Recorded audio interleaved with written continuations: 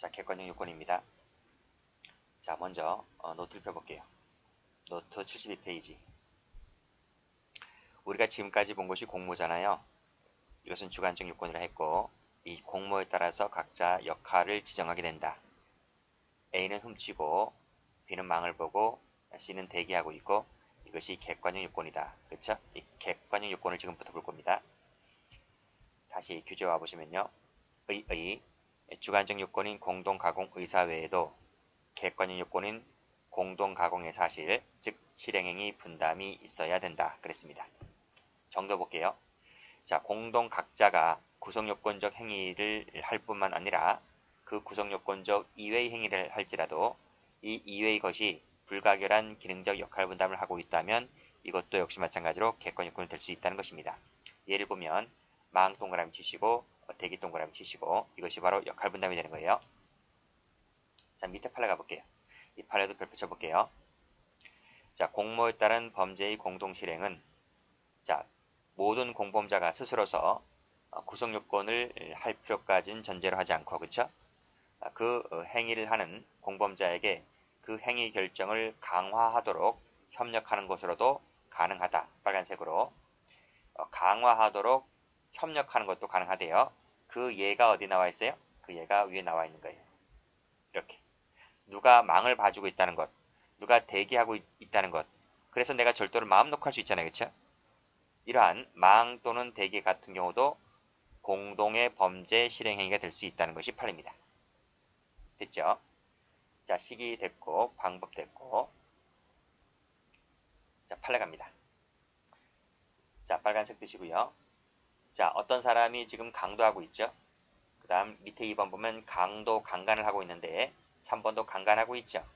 근데 이놈 뭐 하고 있습니까? 망을 봐주고 있습니다. 빨간색으로 망 동그라미. 이 망을 보고 있는 놈도 무슨 죄가 된다? 강도죄의 공범이 된다. 자, 감시하고 있는 놈 뭐가 됩니까? 강도 강간죄의 공범이 된다. 역할 분담하고 있는 거예요. 자, 어떤 놈이 강간하고 있는데 이놈이 주먹으로 얼굴을 2번 때렸어요. 그쵸? 주먹으로 얼굴을 때렸다. 이것이 뭐예요?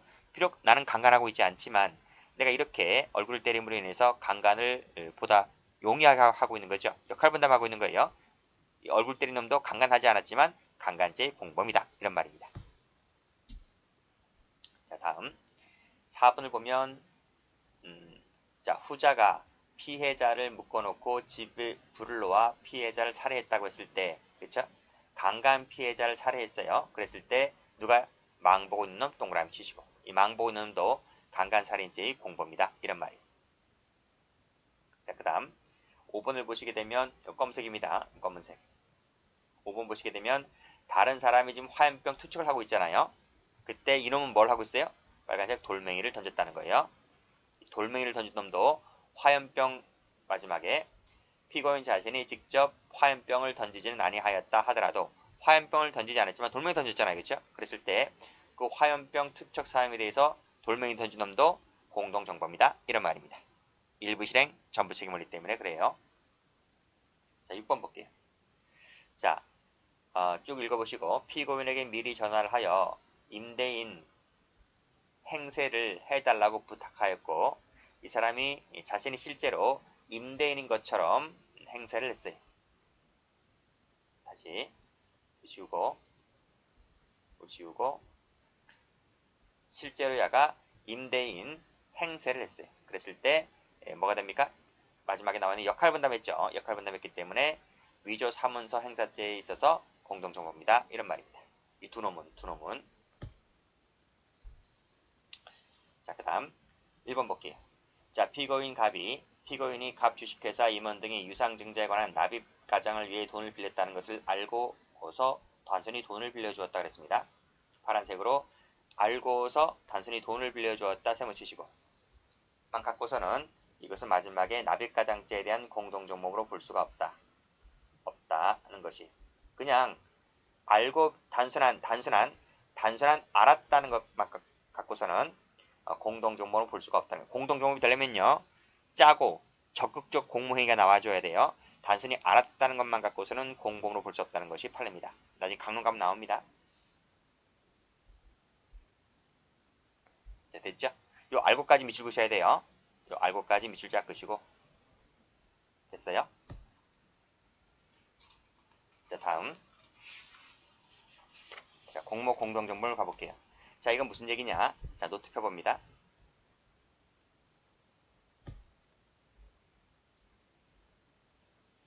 노트 73페이지 가보시면, 자, 제목이 뭐예요? 공모 공동정범이란 말이에요. 자, 공모에는 생략되어 있는 말이 있어요. 요렇게, 요 말이 생략되어 있어요. 공모만 했는데 공동정범이 된다. 이런 말입니다. 무슨 얘기냐? 우리가 앞에서, 자, A, B, C 세 사람이 절도를 공모했다. 공모했고, 역할 분담에 따라서 A, B, C 이 세 사람이 집 근처에 갔다. 그쵸? 갔는데 A는 뛰어들고 A는 여기 뛰어들어서 훔치고 있죠? 절취를 하고 있고 지금 B는 망을 보고 있고 C는 대기하고 있고 이랬잖아요. 그쵸? 이 A, B, C가 모두 현장에 가 있잖아요. 공모한 상태에서 역할을 지정해놓고 모두 현장에 가고 있잖아요. 근데 공모만 한 공동정범이라고 하는 것은 무슨 말이냐면 이 두 놈이 절도를 공모했어요.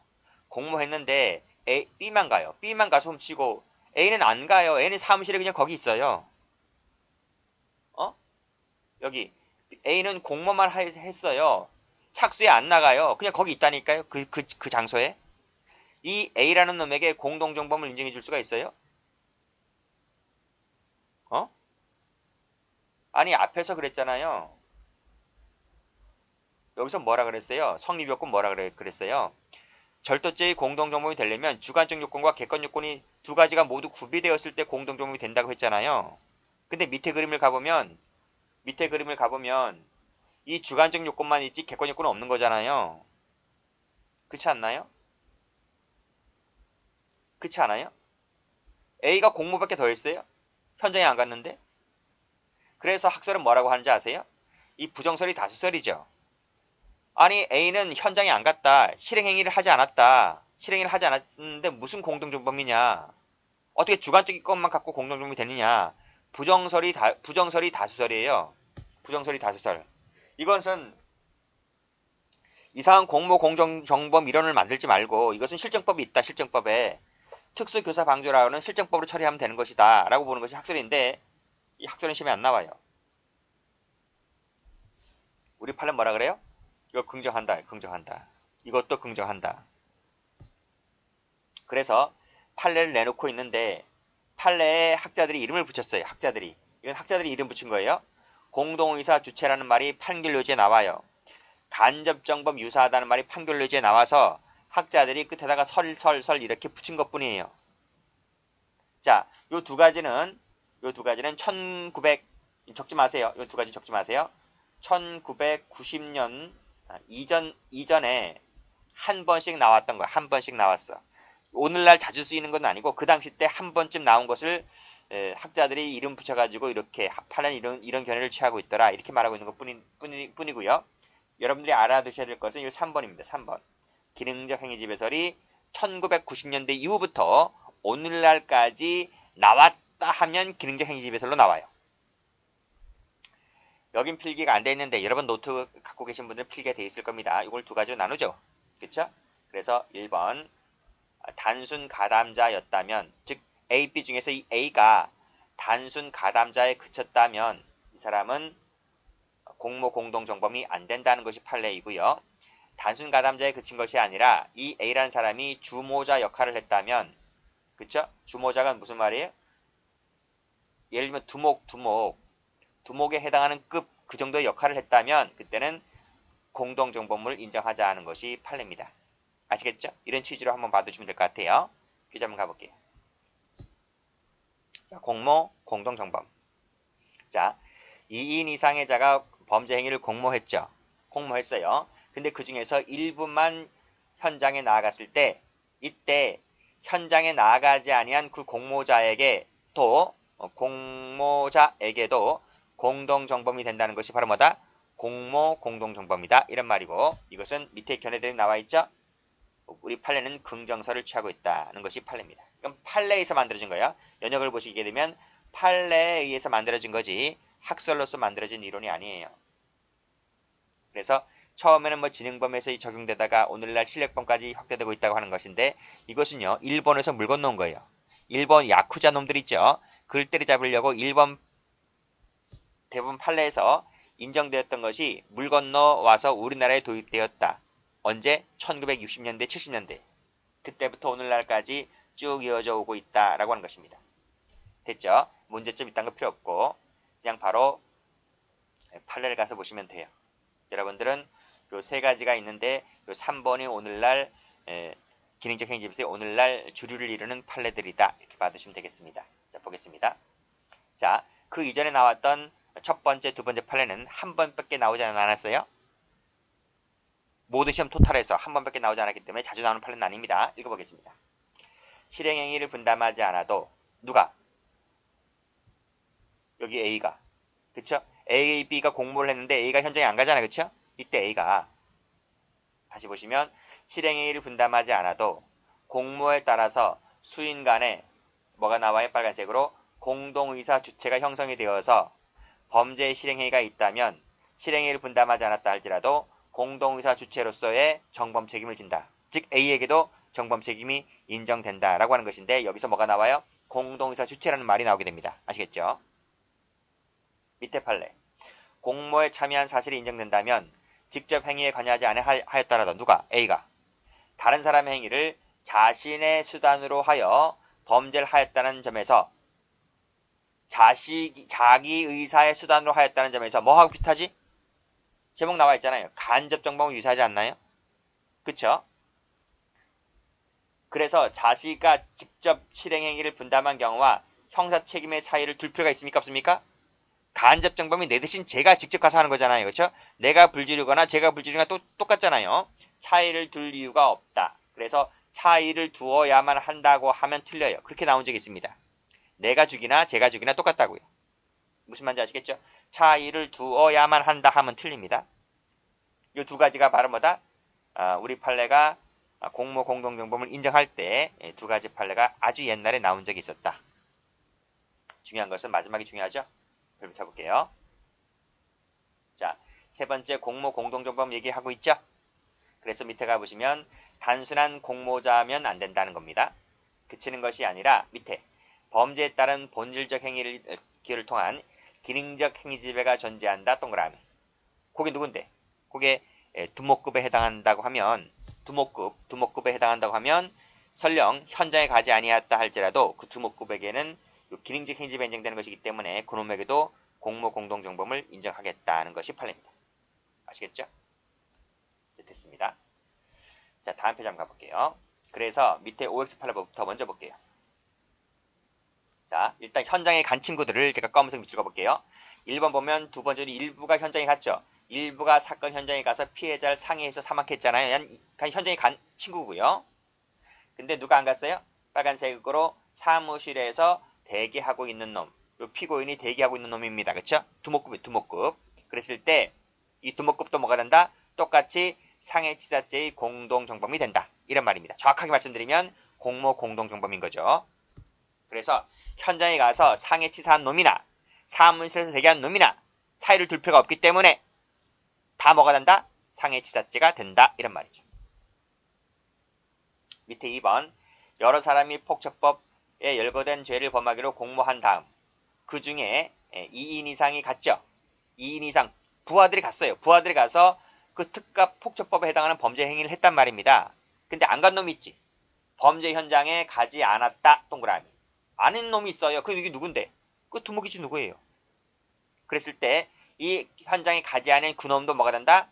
폭처법상의 공모 공동정범이다. 이런 말이. 그래서 현장에 가서 범죄 일을 한 놈이나 가지 않은 놈이나 죄목은 똑같아요. 3번 갈게요. 3번은 중요한 판례입니다. 이것은 강론에서도 중요하게 다루게 되는데 강론에서도 나와요. 자동차 명의신탁 관계에서 제3자 밑줄 그시고 명예수탁자로부터 승용차를 가져갈 것을 허락받고 위 승용차를 몰래 가져갔다. 몰래 가져간 게 누군데요? 이 제3자지. 제3자가 몰래 가져갔다고요. 제3자로 뭐가 됩니까? 절도죄가 되는 거죠. 그쵸? 이때 빨간색 명예수탁자 동그라미. 이 명예수탁자는 훔치지 않았어요. 야한테 시키기만 했지. 둘이 공모만 했지. 그치? 그랬을 때 집에 있었던 이 명예수탁자도 똑같이 뭐가 된다? 절도죄가 된다. 훔친 놈도 절도죄, 집에 있는 명예수탁자도 절도죄. 절도죄에 있어서는 둘 다 공동정범이다. 이런 말입니다.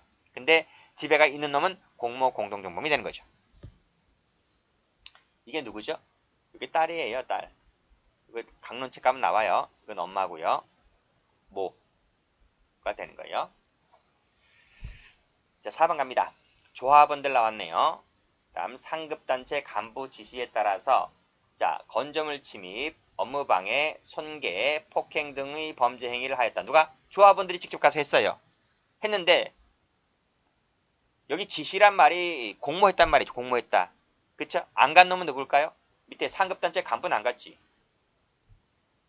조합원들은 가서 이것을 했고 상급단체 간부는 안 갔잖아요. 근데 안 간 놈도 뭐가 되는 거예요? 똑같이 건조물 침입, 업무방해, 손괴, 폭행 이런 죄를 똑같이 지는 거예요. 그 점에 대해서 공동정범이다. 이런 말입니다.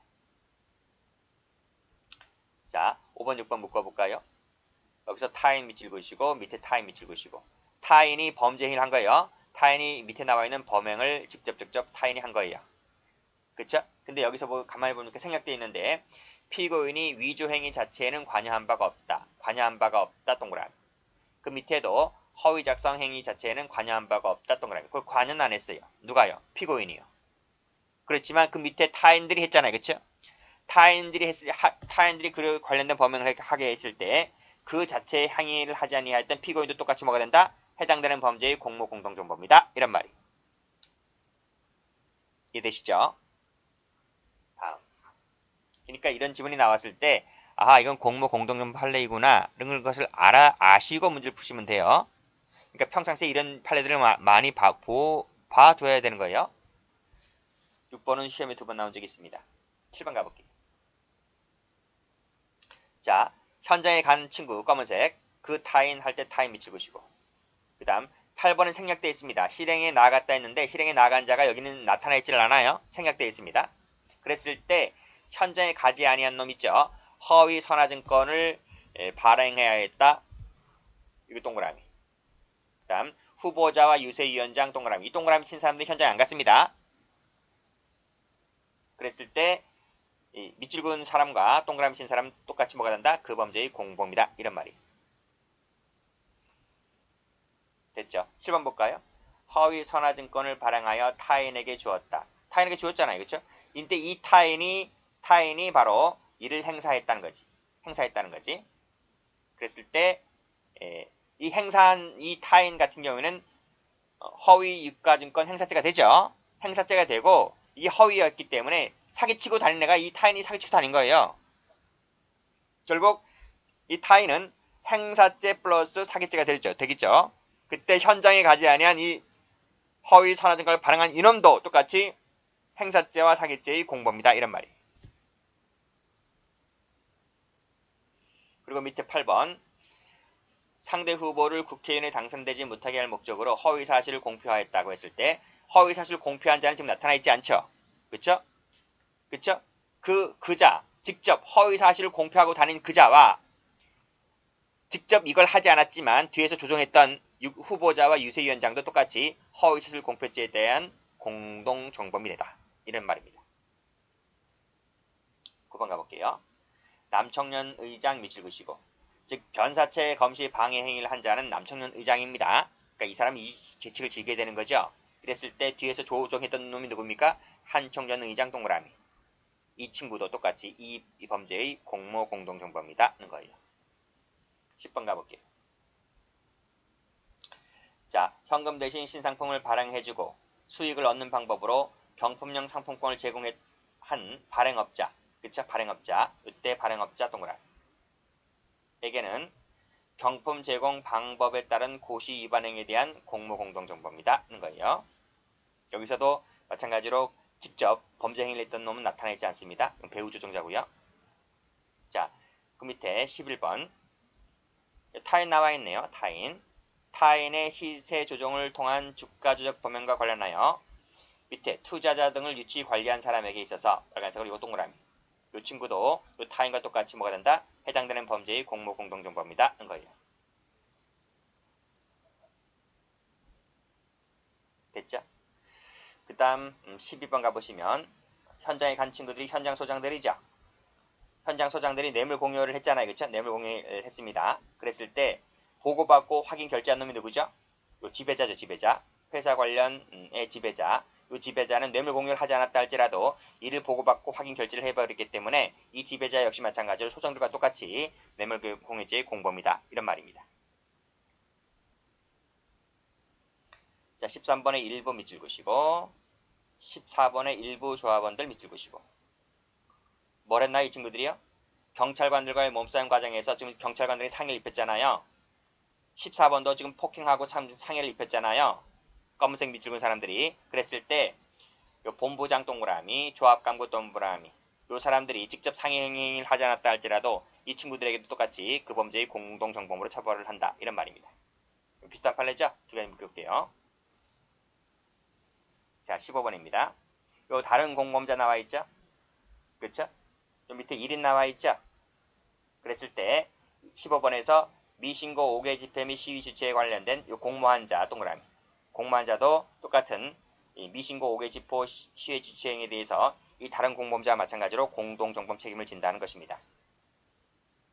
자, 근로자인 피고인들을 비롯한 10명이 카페에서 정문 앞에서 한 명이 지금 피켓을 들고 있죠?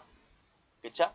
피켓을 들고 있는데 한 명이다 보니까 자기가 이제 신고를 하지 않고 5개 집회 시위를 한 것 같아요. 그런데 옆에 있던 2명에서 4명 동그라미 치시고 이 사람이 그냥 서 있었기만 했잖아요. 서 있었지 피켓을 안 들었어요. 안 들었다 할지라도 똑같이 이 한 사람이 미신고 5개 시위를 하였다면 옆에서 피켓을 들지 않고 옆에 서 있던 이 사람에게도 똑같이 마찬가지로 해당되는 범죄의 공동정범이다. 이런 말입니다. 됐죠? 16번 가볼게요. 자, 마지막에 간호사와 함께 공모하였고 간호사가 뭘 했는데요? 그 위에 가볼까요? 쭉 위에 가보시면 역시 간호사 밑줄 그시고 간호사가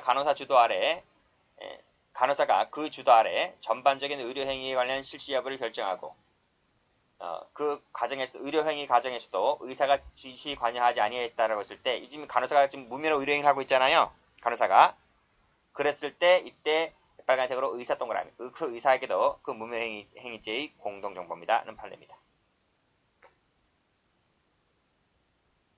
자, 17번 국정원장이죠. 국정원장 원장 동그라미 3차장 동그라미 심리전단장 동그라미 이 사람들이 이제 뒤에 있는 사람들입니다. 그랬을 때 심리전단 산하사이버팀 직원들과 공모하여 직원들 밑줄 그시고 밑에 무슨 댓글 나와 있죠? 국정원 직원의 지위를 이용하여 정치활동에 관여하였다. 그 다음에 18대 대통령 선거 관련해서 선거운동을 하였다라고 했을 때 이 직원들이 정범이죠. 직원들이 직접 나가서 행위를 한 사람들이죠. 그때 뒤에 있었던 주모자 역할을 했었던 원장, 3차장, 심리전단장 역시 마찬가지로 해당되는 범죄에 뭐가 된다? 공동정범이다 하는 것이 판례입니다. 이 원장이 누군지 아시죠? 18번입니다. 자, 여기까지가 사실관계인데요. 자, 피고인이 집시법에 따른 신고 없이 세월호 1주년 범국민운동 추모제에 참석을 하였다 그랬습니다. 누가? 피고인이. 라고 했을 때 다른 참가자들과 함께 질서유지선을 넘어서 도로 전차로를 점거하면서 행진하였다 그랬습니다. 그랬을 때 여기 다른 집회 참가자들 동그라미 또 이 피고인과 마찬가지로 뭐가 된다? 일반교통방해죄의 공동정범이다 하는 것이 판례가 되죠. 됐죠? 다음 이제 안 되는 거 보겠습니다. 자, 말씀드렸듯이 단순 가담자는 공모 공동정범이 되지를 않습니다. 출제 2번 되었어요. 그 다음 2번을 보시게 되면 피고인이 상피고인들과 함께 술집에서 같이 자다가 깨어 옆에서 잠든 젖대부를 강간하려고 하였는데 피해자의 반항으로 목적을 이루지 못하고 포기한 뒤 쭉 나와있지? 마지막에 적극 만류한 사실이 인정된다면 요거 세묻혀보세요. 그랬을 때는 강간치상 행위에 대해서 공모 공동정범이 되지를 않는다는 것이 판례입니다. 3번 영업활동에 지배적으로 관여하지 아니하인 채 가로열고 닫고 단순한 직원에 그쳤다면 단순한 보조 역할밖에 안 했다면 설령 그래서 대가를 받았잖아요. 그랬을 때는 방조범은 가능할지 몰라도 뭐는 안 된다? 공동정범은 되지를 않는다는 것이 판례입니다. 그 판례의 사실관계 자세한 것이 밑에 2번 나와 있죠. 피고인의 갑을의 부탁으로 크레인 게임기들을 설치할 장소와 이용할 전력을 제공하고 대가를 받는데 그쳤다면 대가 밑줄 그시고 그게 바로 1번이잖아요. 그렇죠? 그랬다면 이 설치자 같은 경우에는 게임 산업진흥에 관한 법률 위반죄의 공모 공동정범은 될 수가 없다는 것이 판례죠. 이때 피고인 요거 세무 쳐보시고 그러니까 게임 산업진흥에 관한 법률 위반죄는 갑을만 책임지게 되는 것입니다. 됐죠? 여기까지 합니다.